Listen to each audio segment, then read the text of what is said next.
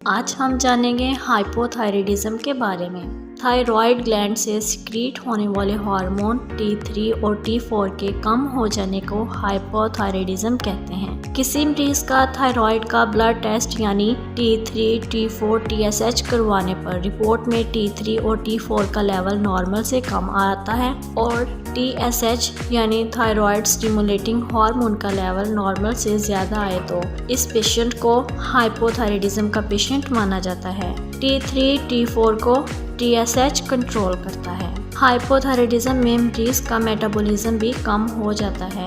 Hypothyroidism की 3 types हैं, primary hypothyroidism, secondary hypothyroidism और टर्शियरी हाइपोथायराइडिज्म। सबसे पहले हम बात करेंगे प्राइमरी हाइपोथायराइडिज्म की। इसकी जो वजूहात हैं वो ये हैं कि थायराइड ग्लैंड की स्वेलिंग हो जाती है, आयोडीन की कमी होने की वजह से प्राइमरी हाइपोथायराइडिज्म हो जाता है। इसके अलावा एंटी थायराइड ड्रग्स यानी न्यूमरकाजोल और मेथिमाजोल खाने से प्राइमरी हाइपोथायराइडिज्म हो सकता है। सेकेंडरी हाइपोथायराइडिज्म, इसकी वजह यह है कि थायराइड ग्लैंड से सिक्रीट होने वाले हार्मोन T3, T4 सही तरह नहीं बन पाते, जिसकी वजह से सेकेंडरी हाइपोथायराइडिज्म हो जाता है। टर्शियरी हाइपोथायराइडिज्म, ये ब्रेन के एक पार्ट हाइपोथैलेमस में ट्यूमर की वजह से होता है। सिम्टम्स ऑफ हाइपोथायराइडिज्म, पेशेंट की स्किन ड्राई रहती है, मरीज को हर वक्त थकान महसूस होती है, मरीज के जिस्म में फैट ज्यादा बनता है जिसकी वजह से पेशेंट का जिस्म तेजी से मोटा होता है, बालों की जड़ें कमजोर होने की वजह से